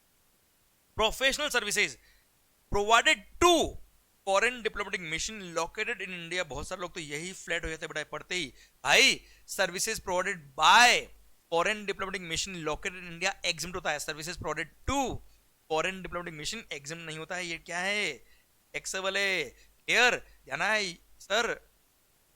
अरे भाई services provided to foreign diplomatic mission taxable रहेंगे. और हाँ पता है इन्होंने जो भी टैक्स पे किया होता है, इनवर्ट सप्लाई पे जो टैक्स पे किया होगा उसके रिफंड के लिए अप्लाई कर देंगे, वो एक अलग बात है. पर यस हम जो पैलेट बिल इशू करेंगे उस पर तो टैक्स लगाएंगे, वो that is a taxable supply. Clear. तो सर कितना जीएसटी पेबल है देख लेते हैं हम. 18% is the rate of tax. Okay sir. तो 520 वाज टैक्सेबल, 182 वाज टैक्सेबल और 104 इज टैक्सेबल. That's it. 520 इस पे 18% लगा देना बेटा. 182 18%, then 104 18%, all are exempt. That's it. Clear. शायद आपको हर एक पॉइंट समझ में आया, हर एक पॉइंट आपको याद आ रहा है. That is more important. Clear. आइए क्वेश्चन नंबर 16. और हाँ अगर आपको एग्जामिनेशन के सारे पॉइंट बहुत अच्छे से क्लिक नहीं करे तो जरूर रिवीजन लेक्चर को 2-3 बार देख ले बेटा, मजा बन जाएगा. आइए question number 16. Briefly examine whether the appeal or review application filed in the following independent cases is within the time limit prescribed under the GST law. Sir appeal या रिव्यू एप्लीकेशन के लिए टाइम लिमिट कितना है, उसके लिए question बनाया हुआ है सर. देखते हैं. पता है वो चार्ट मैंने अपील के लिए बनाया था बेटा, अपील चैप्टर पढ़ाते वक्त रिवीजन लेक्चर में भी मैंने वो चार्ट दे रखा है, आप देखिए उसको जरूर. और हाँ समरी बुक के अंदर भी मैंने चार्ट दे रखा है आपको, है ना, उससे बहुत फास्ट रिवीजन होता है. The adjudicating authority issued the adjudicating order on 23rd April and the same is communicated to the taxpayer X on 28th April. बेटा ऑर्डर इशू भले किया हो 23rd of April को, उससे कंसर्न नहीं है. ऑर्डर जब रिसीव होता है क्लियर उस दिन से period of limitation count. 28 April is relevant date, वहां से पीरियड काउंट करेंगे. Mister X agreed by the order of adjudicating authority filed an appeal to the appeal authority on 26th of July. Okay तो sir adjudicating authority के against अगर आपको SSC को appeal file करनी है तो उसके लिए टाइम मिलता है कितना? 3 मंथ का. और 3 महीने से ज्यादा लेट हो गया, 3 मंथ से ज्यादा लेट हो गया तो ऐसे केस में अपीलेट अथॉरिटी के पास पावर है कि वो चाहे तो delay up to period of 1 month can be condoned by appellate authority. 3 month plus 1 month का टाइम होता है. देखते हैं इसने 3 महीने के अंदर अपील फाइल करेगी. 3 महीने कब से? From the date of service of the order. Receive हुआ है मिस्टर एक्स को. मिस्टर एक्स को ऑर्डर कब रिसीव हुआ बेटा? 28 अप्रैल को. तो 28 अप्रैल से 3 महीने, अप्रैल से मई 1 महीना होगा, मई जून जुलाई. तो सर इन्होंने 28 अप्रैल से 3 महीने के अंदर अंदर 26 जुलाई को अपील फाइल कर दी है. It means it is within the time limit which is given for filing the appeal to the appellate authority. इसलिए सही, कोई दिक्कत नहीं. Second, the adjudicating authority passed an order on 3rd March, communicated same day to the commissioner. Okay, department को same day communicate हो गया सब. The commissioner direct his subordinate officer to file a review application with the appellate authority. The subordinate officer had filed the review application on 23rd of September. भाई आपको पता है adjudicating authority के against अगर department review application file करता है, review करने के बाद अपील अगर फाइल करता है, तो ऐसे केस में डिपार्टमेंट को टाइम है कितना? 6 मंथ प्लस 1 मंथ। 1 मंथ मतलब 6 मंथ का टाइम है from the date of communication of the order. 6 month के अंदर ये अपील फाइल कर सकते हैं टू दी अपीलेट अथॉरिटी। पर अगर वो लेट हो गए फाइल करने में अपील, तो 1 मंथ तक के डिले को कंडोन कर सकता है एडजुडिकेटिंग अपीलेट अथॉरिटी डिपार्टमेंट के लिए। 6 मंथ प्लस 1 मंथ का टाइम है डिपार्टमेंट के पास। देखते हैं इन्होंने कब फाइल किया। ऑर्डर 3 मार्च को ही रिसीव हो गया, सेम डे। क्लियर? वहां से 3 महीने काउंट, वहां से 6 मंथ काउंट करना बेटा। मार्च से 1 महीना काउंट होगा कब? अप्रैल। ओके, तो सर अप्रैल, मई, जून, जुलाई, अगस्त, सितंबर, ओ हो। तो सर 2 सितंबर को 6 महीने पूरे हो रहे हैं। ध्यान रखना, आरटीपी ने आंसर दिया है 3 सितंबर को 6 महीने पूरे हो, पर मेरे हिसाब से तो 2 सितंबर को 3 महीने पूरे हो रहे हैं। क्लियर? 3 मार्च से शुरू किया है, तो sir 2 is the last date. क्योंकि सर न्यू ईयर जब शुरू होता है ना, 1 जनवरी को न्यू ईयर होता है, 1 साल कब खत्म होता है? 31 दिसंबर को ना बेटा यार। क्लियर? तो जब मंथ काउंट करते तो उस दिन को भी काउंट किया जाता है जिस दिन ऑर्डर रिसीव हुआ है। ओके, तो सर 3 मार्च से 2 सितंबर को 6 महीने पूरे हो जाएंगे। अब सर 6 महीने पूरे हो गए, इन्होंने फाइल किया कब? 23 सितंबर को। तो भाई आफ्टर 6 मंथ इन्होंने फाइल किया है। अब रीजनेबल रीजन अगर होगा डिपार्टमेंटल पास, तो अपीलेट अथॉरिटी के पास पावर है कि वो up to a period of 1 month delay को कंडोन कर सकता है, और अगर वो कंडोन कर देगा तो अपील एक्सेप्ट हो जाएगी, अदरवाइज क्लियर? डन। भारत माता की जय। ये पॉइंट खत्म होता है।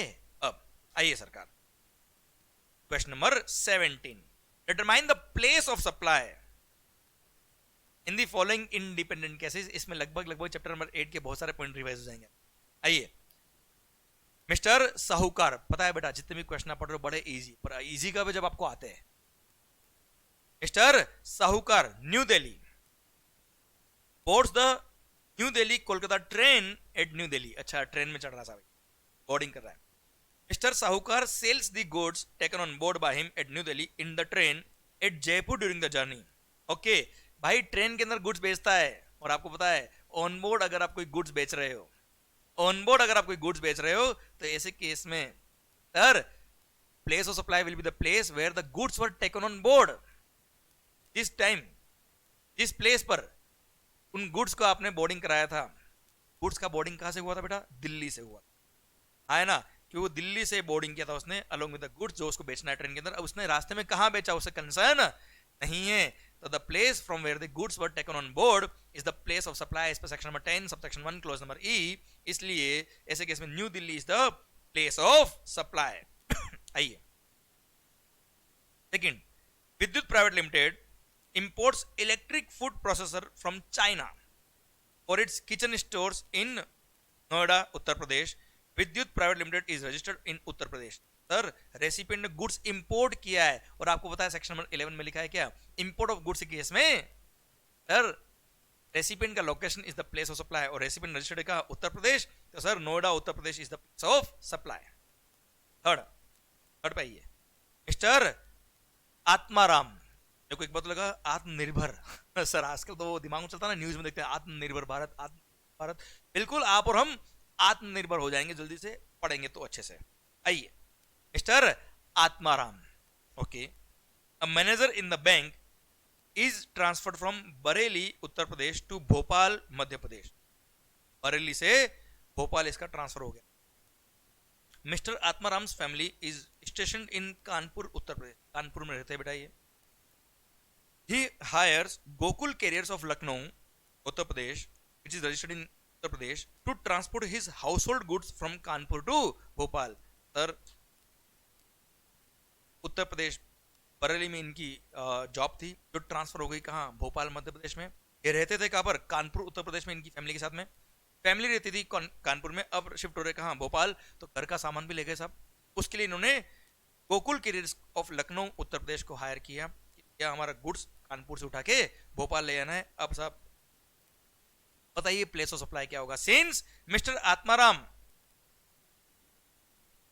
ये मैनेजर है बैंक के अंदर, मतलब एक एम्प्लॉई है, he is not registered in GST, इनको सैलरी मिलती है। Clear? Mister Atmaram is not registered in GST. और आपको पता है ट्रांसपोर्ट ऑफ गुड्स के केस में अगर रेसिपिएंट रजिस्टर्ड है तो उसका location is the place of supply, और अगर रेसिपिएंट रजिस्टर्ड नहीं है तो जहां से गुड्स उठाया है वही क्या हो जाता है, प्लेस ऑफ सप्लाई। अगर 1% इंडिया का और 1% आउट ऑफ इंडिया का होता अगर इस केस में, क्लियर, सप्लायर या रेसिपिएंट में से 1% आउट ऑफ इंडिया का और 1% इंडिया का होता तो ऐसे केस में जहां गुड्स का डिलीवरी किया है वो प्लेस ऑफ सप्लाई होता है। पर यहाँ पे जहां से गुड्स को उठाया है, the place from where the goods were taken, goods were handed over to the transporter, the place where the goods were handed over to the transporter for their transportation. तो सर ट्रांसपोर्टर को आपने hand over कहा किया है कानपुर में, क्योंकि उसका घर कहा था बेटा कानपुर में, और कानपुर से वो शिफ्ट कर रहा है घर अपना सामान सारा कहाँ, भोपाल। तो Kanpur is the place of supply, क्योंकि वहीं पर उसने गुड्स को हैंड ओवर किया था ट्रांसपोर्टर को। भले ही लखनऊ में रजिस्टर्ड था, सर भोपाल ले आ रहा है, कोई मतलब नहीं, Kanpur Uttar Pradesh is the place of supply, माहौल। आइए क्वेश्चन नंबर 4 की तरफ बढ़ते हैं।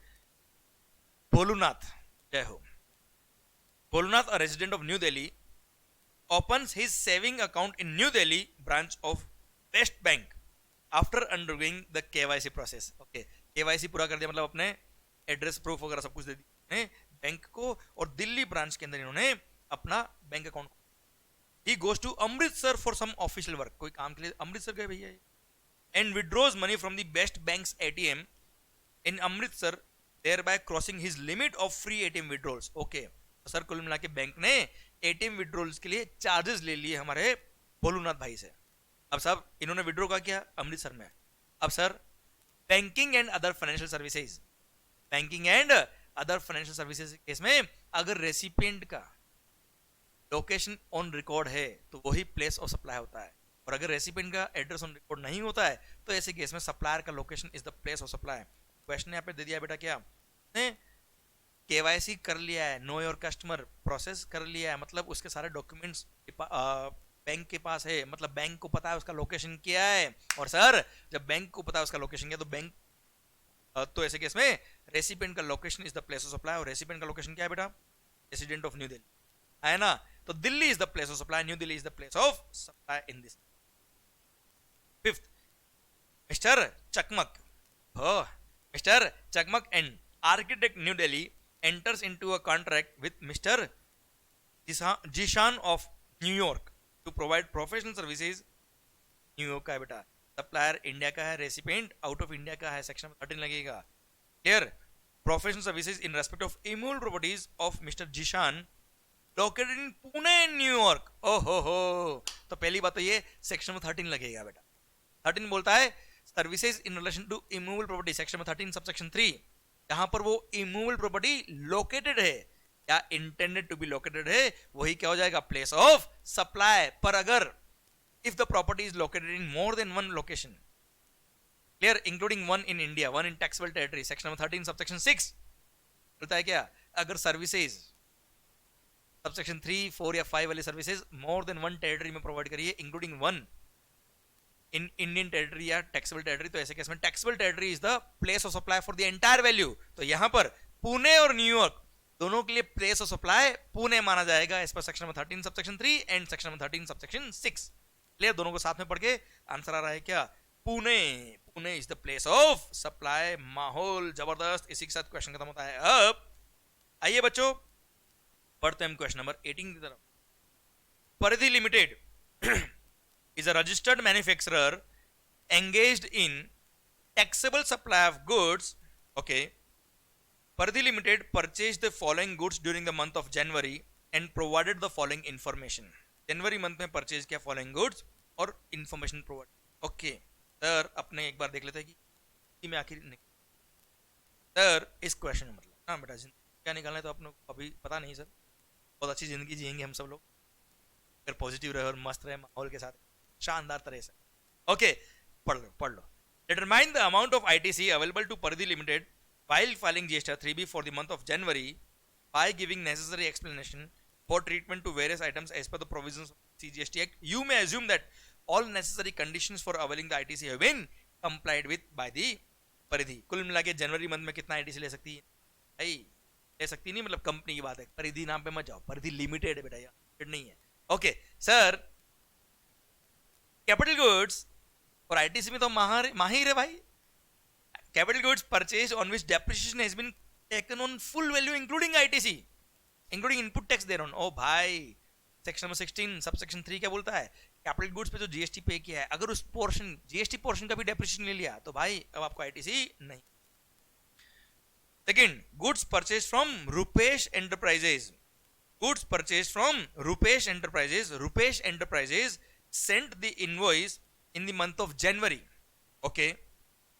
But goods were received in the month of April. ओहो सर, हम तो जनवरी मंथ की बात कर रहे हैं. Will the ITC be allowed in the month of जनवरी? उसके लिए बात करेंगे. तो गुड्स कब रिसीव हुए बेटा? इन द मंथ ऑफ अप्रैल. और आपको पता है क्या, सेक्शन नंबर 16 सब सेक्शन 2 बोलता है चारों कंडीशन पूरी होनी चाहिए. फर्स्ट, डॉक्यूमेंट तो आना ही चाहिए बेटा, टैक्स इनवॉइस, डेबिट नोट या other prescribe document, plus goods भी रिसीव हो जाना चाहिए. गुड्स अप्रैल में आए तो अप्रैल में क्रेडिट लेना अभी ना हो पाएगा. थर्ड बेटा, car purchase for making further supply of such car. ओहो हो, अगर कोई मोटर व्हीकल परचेज करते हो for further supply of such motor vehicle तो क्रेडिट मिलता है. But such car is destroyed in an accident while being used for test drive by the potential customer. भाई section number 17 subsection 5 clause number H बोलता है any goods lost, destroyed, stolen. याद आया क्या बेटा? सर ऐसे केस में credit नहीं मिल पाएगा इस कार का. फोर्थ, देखो रीजन जो आपको लिखना है ना बेटा वर्किंग नोट में, ये रीजन सही होने चाहिए. डायरेक्ट लिख दिया 17(5) ए में कवर है ब्लॉक क्रेडिट में, रीजन लिखना पड़ेगा. सिंस लॉस हुई है इसलिए कार का क्रेडिट नहीं मिल रहा है. Goods used for setting up telecom towers being immovable property. भाई immovable property में जो भी गुड्स या सर्विस काम आती है, immovable property के कंस्ट्रक्शन में उसका क्रेडिट नहीं मिलता है. इस पर section subsection 5 clause number COD. पर इसमें एक्सेप्शन है क्या? Plant and machinery. पर प्लांट एंड मशीनरी के इंस्टॉलेशन में जो भी गुड्स या सर्विस काम आ रही क्रेडिट मिलता है, पर प्लांट और मशीनरी की डेफिनेशन में एक्सक्लूड किया हुआ है. टेलीकॉम टावर याद आया? Land and building, telecom tower and pipeline laid outside the factory premises have been excluded from the definition of the plant and machinery. मतलब टेलीकॉम टावर प्लांट और machinery की definition नहीं आते, और इम्यूल प्रॉपर्टी के construction में इंस्टॉलेशन में जो भी गुड्स या सर्विस का हमारी कोई क्रेडिट नहीं मिलेगा. प्लांट और मशीनरी की डेफिनेशन में अगर ये होता तो क्रेडिट जरूर मिल जाता, पर यहाँ पे क्रेडिट नहीं मिलेगा क्योंकि telecom towers have been excluded from the definition of the plant and machinery. और section number 17 subsection 5 clause COD में लिखा हुआ है कंस्ट्रक्शन या इंस्टॉलेशन ऑफ इम्यूल प्रॉपर्टी में जो भी गुड्स या सर्विस हमारी कोई क्रेडिट नहीं मिलेगा. Next, goods purchase from Sumo limited. Okay, full payment has been made by Paridhi limited to Sumo limited against such supply, but tax has been deposited by Sumo limited in the month of April. भाई हमने purchase किया, 10,000 रुपए का tax था, हमने सब supplier को पे कर दिया, सप्लायर को वैल्यू और टैक्स जो भी था सब पे कर दिया, पर सप्लायर ने गवर्नमेंट को टैक्स पे किया कब? अप्रैल में. और अभी हम बात करें जनवरी मंथ की. तो देख, हमने तो क्रेडिट लेना है, क्लियर? हमको टैक्स इनवॉइस रिसीव हो गया, क्लियर? गुड्स रिसीव हो गया. अरे हाँ है ना बच्चों, ये सब इन्फॉर्मेशन नहीं दी तो मानेंगे रिसीव हो गया सर. बस नेक्स्ट कंडीशन थी क्या? Supplier must have paid the tax. पर सप्लायर ने अगर टैक्स पे नहीं किया तो एक बार हम प्रोविजनल बेस पे क्रेडिट ले सकते हैं. क्लियर? तो 10,000 का क्रेडिट भी मिलेगा बट ऑन प्रोविजनल बेसिस. और अगर बाद में जब ये कंफर्म, बाद में जब ये पेमेंट कर देंगे गवर्नमेंट को अप्रैल में, तब कंफर्म हो जाएगा क्रेडिट है आपका. पर एक बार प्रोविजनल बेस पे ले सकते हो. और हाँ, सिंस इस क्वेश्चन ने कोई ऐसी इन्फॉर्मेशन नहीं दी कि मैक्सिमम प्रोविजनल क्रेडिट कितना मिल पाएगा कितना नहीं मिल पाएगा, इसलिए आप उस चीज को 10% या 5% ऑफ दी एलिजिबल आईटीसी वाले पॉइंट को इग्नोर करें, यहाँ पे पूरा क्रेडिट लीजिएगा. Okay sir, truck purchase for delivery of output goods. हाँ जी, ट्रक के लिए कोई क्रेडिट मना नहीं किया है, क्रेडिट मिल जाएगा. तो कुल मिला के 90,000 अमाउंट जिसका आप क्रेडिट ले. ओके देख लीजिए, जी हाँ 90,000 इज द अमाउंट जिसका आपको आईटीसी मिलने वाला है. देखो बेटा, यहाँ बहुत सारे लोग गलती करते हैं, वर्किंग नोट भी पढ़ लीजिए जो आईसीआई ने दिया है. ITC can be claimed provisionally in the month of January itself, since all the conditions which are necessary for availing ITC have been complied with. However, the claim will be confirmed only when the tax charged in respect of such supply has been actually paid to the government by the supplier. आया ना बेटा? तो sir एक बार provisional base पे आप ले सकते हो, कोई दिक्कत नहीं. चलिए, अच्छा क्वेश्चन की लैंग्वेज से पता पड़ जाएगा कि वो 5% या 10% प्रोविजनल क्रेडिट लेने वाला क्वेश्चन है या नॉर्मल क्वेश्चन. जैसे हमने पहले क्वेश्चन पढ़ा था उसमें डायरेक्टली बोल दिया था कि GSTR 1 फाइल करने तक इतने जीएसटीआर 2A में रिफ्लेक्ट हो रहा है कि नहीं हो रहा है, सब कुछ आया ना बच्चों। तो 2A में रिफ्लेक्ट हो रहा होगा, उसने रिटर्न तो फाइल कर दिया होगा, जीएसटीआर 1 तो फाइल कर दिया होगा, ऐसा प्रिज्यूम करें। ओके ठीक। क्वेश्चन नंबर 19, जी हाँ लास्ट के 2 क्वेश्चन बचे हैं आरटीपी के, solve. SGNA Industries Limited of Surat imported one machine through vessel from Japan in the month of September and has furnished the following details. Okay, ठीक है sir, अपने को ultimately क्या निकलना है एक बार क्वेश्चन के एंड में देख लीजिए। You are required to compute the amount of custom duty including IGST payable under section number 37 of the custom tariff act with appropriate working notes. Okay, कुल मिला के import of goods हुआ है और वैल्यूएशन का क्वेश्चन है भाई। ठीक है sir. Cost up to the port of exportation incurred by the exporter 5 lakh. चलिए ये येन में दे रखे हैं, जापानीज येन में। ओके 5 लाख इंक्लूड करेंगे वैल्यू में। फिर loading charges at the port of exportation, sir port of exportation का लोडिंग चार्जेस इंक्लूड करेगा, एफओबी कॉस्ट में इंक्लूड होगा बेटा ये। 1,25,000 भी इंक्लूड करेंगे एफओबी के अंदर बेटा। फिर freight charges from port of export two port of import in India, ये सर वेसल से इंपोर्ट हो रहा है और एक्चुअल फ्रेट दे रखा हम ऐड करेंगे। पर बच्चों ध्यान रखना सर, आगे के एक बार पॉइंट पढ़ लो, क्योंकि फ्रेट के पहले जितने भी अदर एडिशंस होते हैं बेटा वो सब एफओबी के अंदर इंक्लूड करने होते हैं, इसलिए आप पहले ही देख लीजिए बाकी के adjustment. The following additional amount paid by SGNA industries limited, designing charges necessary for such machine paid to consulting firm in Mumbai. भाई भाई भाई, डिजाइनिंग चार्जेस याद आया, cost of design development etcetera, ये इंक्लूड होता है वैल्यू में। पर अगर designing charges are incurred in India, research and development design development charges India में इंकर किया तो इसको इंक्लूड नहीं करेंगे, तो वैल्यू में इंक्लूड नहीं होगा ये। Commission paid not the buying commission, buying commission होता तो ऐड नहीं करते, अदर कमीशन ऐड करेंगे। Commission paid to the local agent of the exporter ₹50,000, देख या रुपीज दे रखा है या येन में है, हाँ ये कमीशन ऐड होगा। ओके एक्चुअल, अभी मैं पूरा क्वेश्चन पढ़ लेते, फिर इसको पहले करेंसी को कन्वर्ट करेंगे, फिर आगे क्वेश्चन पढ़ेंगे हम आगे। Actual landing charges paid at the port of at the place of importation, भाई landing charges at the place of importation value का पार्ट नहीं बनता है, वैल्यू में इंक्लूड नहीं करता है, क्योंकि value of the goods to the port of importation relevant होता है, at the place of importation नहीं। तो सर लैंडिंग चार्जेस वैल्यू में इंक्लूड नहीं होता है for the purpose of customs. Then actual insurance charges paid to the place of importation are not ascertainable, sir actual insurance अगर नहीं दे रखा है तो 1.125% ऑफ द एफओबी, इसलिए एफओबी निकालना बहुत जरूरी है हमारे लिए। Clear. Lighterage charges paid at the port of importation ₹30,000, तो ये फ्रेट के साथ ये भी ऐड हो जाएगा, लाइटरेज चार्ज भी, कोई दिक्कत नहीं है। The basic rate of the rate of basic custom duty is 10%, rate of social welfare surcharge is 10%। Okay integrated tax leviable under section number 37 of the custom tariff act is 12%. Rate of exchange to be taken is Japanese 1 yen equal to ₹0.68. Ignore GST compensation cess. बस done. Okay तो sir एक काम करते हैं अब हम, since यहाँ पे जो अमाउंट दे रखे हैं वो जापानीज येन में दे रखे हैं, ओके तो सर ये दोनों वैल्यू का पार्ट बनेगा। फिर ये तो फ्रेट चार्जेस बाद में ऐड होने हैं बेटा, तो एफओबी निकालने के लिए बाकी के अमाउंट जो कमीशन जो है वो आईएनआर में दे रखा है, वैल्यू में इंक्लूड करना है, पर वो रुपी में दे रखा है, ये येन में, तो एक काम करो इनको कन्वर्ट कर दो आईएनआर में बेटा। तो ये 625 ये है येन, क्लियर। इसको कन्वर्ट करेंगे, रेट दे रखा है 0.68, इनको मल्टीप्लाई बाय 0.68, तो 6,25,000 इंटू 0.68 करेंगे तो 4,25,000 अमाउंट आया है इन आईएनआर। अब सर कमीशन भी ऐड करेंगे हम एफओबी के अंदर, कमीशन है कितना 50,000, ये 50,000 हमने ऐड कर दिया। क्लियर। लैंडिंग चार्जेस वैल्यू का पार्ट नहीं बनता है, डिजाइनिंग चार्ज वैल्यू का पार्ट नहीं बनता है। फिर एक्चुअल इंश्योरेंस चार्ज अवेलेबल नहीं है, हम 1.125% ऑफ एफओबी निकाल लेंगे। लाइट रेस चार्ज दे रखा है वो फ्रेट का पार्ट बनता है साहब, कोई दिक्कत नहीं, मतलब एफओबी तो यही आएगी।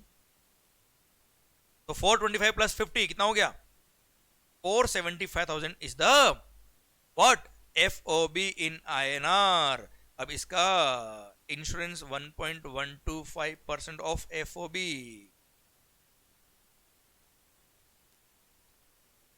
और 75 इंटू 1.125% आता है कितना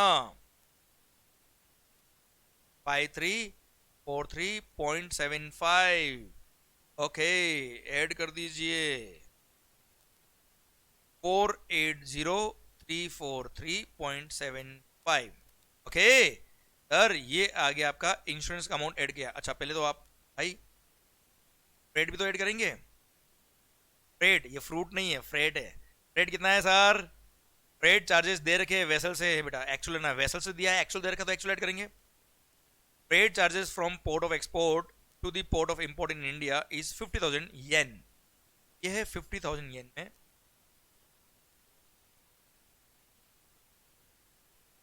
50,000 इंटू 0.68, ये 34,000 आया है. प्लस हमारे लाइट रेस चार्ज को मत भूल जाना आप साहब. लाइट रेस चार्ज है कितना? 30,000. ये भी ऐड कर दो,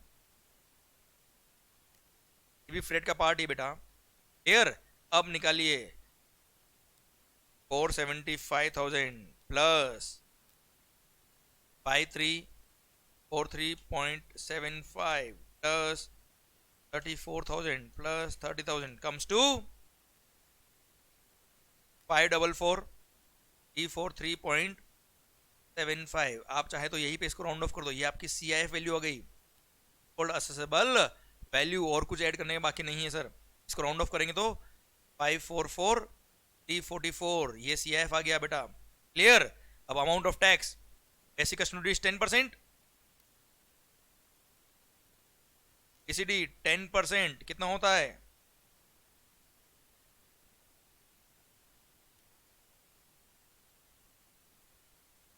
544 okay. Then social welfare surcharge 10% of this, तो 5443.44 हो गया ये. क्लियर? इनको ऐड करेंगे 544,344 प्लस 544,344.4 प्लस 544,344, ये अमाउंट आया है 604,221.84. क्लियर? अब इस पे लगेगा 37, ध्यान रखना बेटा. क्लियर? वैसे आपने बहुत वैल्यूएशन के क्वेश्चन किए, कोई इसमें कोई नया पॉइंट नहीं है, कोई बड़ा क्वेश्चन नहीं है, कोई टफ नहीं है. क्लियर? इसका 12% बचा, 12%. यस, ये 12% क्वेश्चन है. ओके, तो सर 12% कम्स टू 72,506.62. ओके, ये IGST आ गया. ओके, चलिए ये तो हमने टैक्स का अमाउंट निकाल दिया. अब देखो इसने क्या पूछा है, you are required to compute the total custom duty including IGST under section 37 अब along with appropriate working notes. ठीक है सर, टोटल कस्टम कितना लग गया सर? मतलब कुल मिला के अब इन अमाउंट्स को ऐड करना है, इसको, इसको और इसको, ये तीनों ऐड कर देंगे तो अमाउंट हमारा आ जाएगा amount of tax payable. Clear? Round of कर देना बेटा इनको. आया ना बच्चों? माहौल जबरदस्त, शानदार. क्लियर है सर? तो कस्टम का ये बड़ा क्वेश्चन भी खत्म होता है. अब चलिए सर, अब हम आ गए एक लास्ट क्वेश्चन की तरफ, क्वेश्चन नंबर 20. सर बड़ा अच्छा क्वेश्चन है, एंटी डंपिंग ड्यूटी का है ये. KTU limited has imported certain goods for sale in India from country Z. ठीक है साहब, which are liable for anti-dumping duty. Okay, anti-dumping duty लगेगा. Country Z sells the like goods in its domestic market in the ordinary course of trade at $300 per piece. अच्छा, country Z जो है ना बेटा, वो अपने ही देश के अंदर in its own domestic country if it sell the goods in the ordinary course of business, तो ये $300 per piece में सेल कर. The imported goods are sold in domestic Indian industry at $275 per piece. अच्छा sir, domestic Indian industry में 275 पर dollar में ये cell होता है, $275 पर पीस में सेल होता है. The KTU Limited has imported the goods at $180 only. Okay, actually import किया है 180 पर पीस में, $180 पर पीस में, और landed value of the imported goods is $190 per piece. Okay, compute the anti-dumping duty payable by KTU Limited for 800 pieces of these goods it had imported during the year, assuming conversion rate at ₹72 per $. Okay, sir आपको पता है anti dumping duty कितना लगता है? Anti dumping duty is the lower of margin of dumping or injury margin, मतलब margin of dumping और injury margin which ever is lower is the amount, sir जितना हम क्या लगाएंगे, एंटी डंपिंग ड्यूटी। अच्छा, अब बात आती है मार्जिन ऑफ डंपिंग क्या होता है। देखो बेटा, मार्जिन ऑफ डंपिंग मतलब यूजुअली जिस प्राइस में वो एक्सपोर्टर अपने ही देश में वो गुड्स जितने में सेल करता, that is what is called there normal price. Normal price और एक्सपोर्ट प्राइस को कंपेयर करेंगे। उनकी नॉर्मल प्राइस थी $300 per piece in their own country. अगर कंट्री जेड में ही वो गुड्स बिकता तो उसकी नॉर्मल प्राइस होती कितनी, $300। क्लियर? तो normal price will be compared by actual export price, और एक्चुअल एक्सपोर्ट प्राइस थी कितनी बेटा, $180 आया ना। 180 मतलब $120 is the dumping margin of dumping air पर पीस।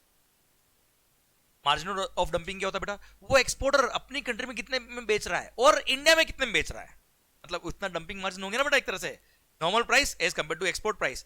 हाँ है ना बच्चों, इज कॉल्ड डंपिंग मार्जिन या margin of dumping. Now injury margin, what is called injury margin. Injury margin मतलब हिंदुस्तान के अंदर वो डोमेस्टिक मार्केट में कितने में इंजरी करेगा, है ना। तो हिंदुस्तान मार्केट में वो यूजुअली कितने में सेल हो रहा है और उसका लैंडेड कॉस्ट क्या है, वो कंपेयर कर लेंगे तो क्या आ जाएगा बेटा, इंजरी मार्जिन की डोमेस्टिक मार्केट में इतने प्राइस से वो इंजरी कर रहा है। सर डोमेस्टिक मार्केट में वो यूजुअली सेल होता है कितने में, 275 पर पीस में, 275 पर पीस में, और उसका लैंडेड कॉस्ट कितना आ रहा है इंडिया में बेटा, 190। तो यूएस डॉलर कितना हुआ भाई, 275 is the what, non injuries price in India, मतलब वो प्राइस जिसमें डोमेस्टिक मार्केट में नॉर्मली गुड्स बिकता है, नॉन इंजरीज प्राइस जिसको बोलते हैं बेटा, डोमेस्टिक मार्केट का normal price 275 minus landed price, जिस प्राइस पे गुड्स इंडिया में आ रहा है, लैंड कर रहा है, 190। सर आएगा कितना, obviously 85 95, sir $85 per piece is the injury margin. So, sir, now $120 or rupees or $85, whichever is lower, obviously 85 per dollar. $85 per piece is the anti-dumping duty which will be charged. और since इस case में 800 piece ने code किए, कितना लगेगा देख, 800 into $85 कितना है बेटा, 85 मल्टीप्लाई बाय 72 क्लियर। तो sir 72 is the currency rate, conversion rate, okay.